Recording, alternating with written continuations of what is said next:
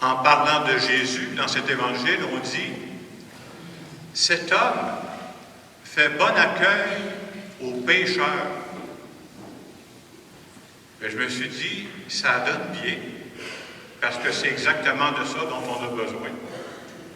Jésus n'est pas venu sur terre pour des gens parfaits. Ça n'existe pas, cette race de monde-là. Jésus est venu sur terre pour des gens qui trébuchent de temps en temps, puis qui essaient de se relever.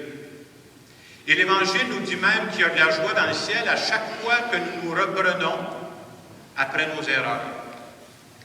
Et dans cet Évangile, vous savez, Jésus sert une parabole. Quand il parle de la 100e brebis égarée, il parle de nous autres. Et à travers cette 100e brebis égarée, on veut nous faire comprendre que Dieu nous aime d'une façon unique. On procure une joie unique à Dieu à chaque fois qu'on se reprend pour donner le meilleur de nous-mêmes. On procure une joie unique à Dieu à chaque fois qu'on revient sur le bon chemin. Vous savez, on est, je ne sais plus combien exactement, mais on est des milliards de personnes sur la planète. Et c'est difficile à comprendre, hein, que Dieu nous aime chacune de nous personnellement. On a besoin de se faire redire ça parce que ce n'est pas inné. Puis des fois, on regarde notre vie, il me semble que ma vie à moi est plate. Dieu aura d'autres choses que ça à s'occuper, hein.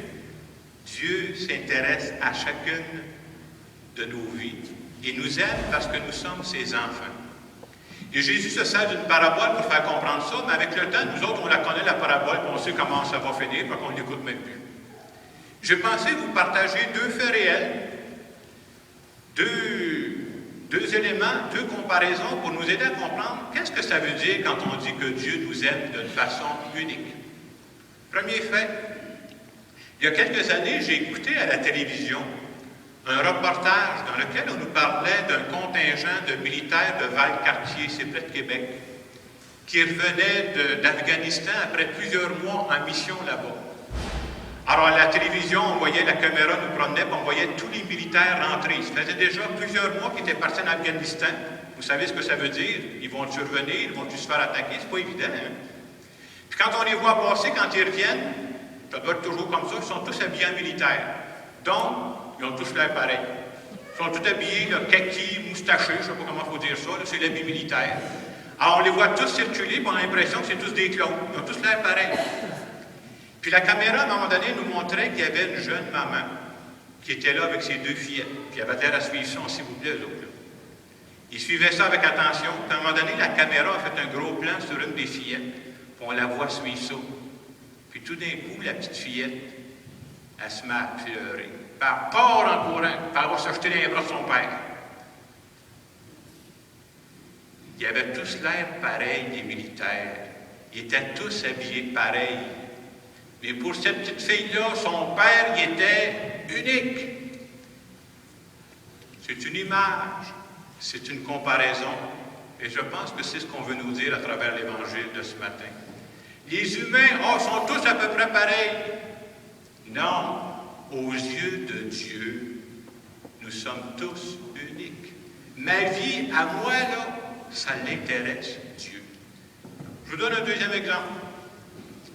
Je viens d'une famille de 6 enfants, moi. Et ma sœur aînée s'appelle Nicole. Et quand ma sœur est venue au monde, c'était la première arrière-petite-fille de mes arrière-grands-parents d'amoureux. Puis il paraît que mes arrière-grands-parents ils étaient pas mal fous dans ce temps-là. Alors ma mère me contait, puis j'ai appris ça tout dernièrement, je ne savais pas ça, moi. Ma mère me contait que quand ma sœur est venue au monde, vous savez, mes parents ne sortaient pas beaucoup, fait que le dimanche après-midi, elle allait faire un tour à Saint-Ruth, des petits villages. Mes arrière-grands-parents restaient là. Puis mon arrière-grand-père, il savait qu'il s'en venait. Vous savez ce qu'il faisait? Avant que mes parents arrivent, il sortait à balance. Il dit, je vais apaiser mon arrière-petite-fille. As-tu pris du poids? Es-tu en bonne santé? Ça va-tu bien, son affaire? Puis quand il est arrivé, il se mettait à jaser avec. Guigui-gaga, guigui-gaga. Il ne comprenait pas, puis elle ne comprenait pas, puis ils se parlaient pareil. Est-ce qu'ils perdaient leur temps? D'après moi, non. Pourquoi ils faisaient ça? C'est parce que son arrière-petite-fille, elle était unique pour lui. Et ce matin, à travers l'Évangile, on se fait dire, Et si c'était la même chose pour Dieu avec chacune de nous? Dieu m'aime assez qui est prêt à faire bien des guigui-gaga, peut-être plus que ça, pour voir à mon bonheur. Puis après nos égarements, quand on revient vers lui, l'Évangile nous dit qu'il n'est pas juste prêt à nous accueillir. C'est pas ça que l'Évangile dit. Non, non. Il est prêt à nous courir après. Et quand quelqu'un te court après, c'est parce qu'il veut t'avoir en s'il vous plaît. Hein? C'est l'attitude de Dieu. Après chacune de nos gaffes, quand Dieu nous voit revenir, l'Évangile nous dit qu'il doit y avoir une grande joie dans le ciel. Et vous savez ce que Dieu doit dire? Il doit dire, « Hey, c'est mon gars, c'est ma fille qui fait ça. » Comme on est fiers quand on a des enfants, c'est l'attitude de Dieu envers nous. Et si c'est vrai que Dieu a cette attitude envers chacune de nous, il ne faudrait pas oublier qu'il a la même attitude envers tous les humains. Et c'est là où ça nous donne une responsabilité. Ça demande beaucoup de respect. Il faut que je respecte les autres humains parce que ce sont aussi des enfants de Dieu. Et parmi les enfants de Dieu, là où il faut avoir un plus grand souci, c'est pour ceux qui sont démunis. Quand on est parent, c'est pas à moi d'expliquer ça, là. Quand on est parent et qu'on a plusieurs enfants, lequel de nos enfants auxquels on fait le plus attention, bien, c'est celui qui est malade. C'est celui qui en arrache, jusqu'à temps que ce soit le suivant, là. C'est l'attitude de Dieu. C'est comme si Dieu nous confie aussi les démunis, ceux qui en arrachent présentement. Vous savez, moi, pour le gouvernement, là, Jacques Lamoureux, ça ne lui dit absolument rien. Tout ce qu'ils savent de moi, c'est mon numéro de série. Puis à chaque année, ils retrouvent mon numéro de série quand c'est le temps de faire mes impôts. Là. Ça, ils ne m'oublient pas dans ce temps-là. Ou quand on va dans les commerces, vous savez, vous remarquerez ça, j'ai l'impression qu'ils sont beaucoup plus intéressés à ma carte de crédit qu'à moi-même. C'est même marqué « Vous servir est un plaisir », si vous avez la carte, par exemple. Et avec le temps, on finit par douter qu'on vaut quelque chose personnellement. Mais aux yeux de mes amis intimes, aux yeux de ma mère, hey, je ne suis pas un numéro, moi, là. Je suis une personne unique.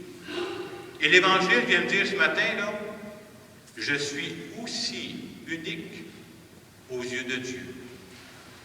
Je suis unique aux yeux de Dieu parce qu'il me connaît sur toutes mes coutures.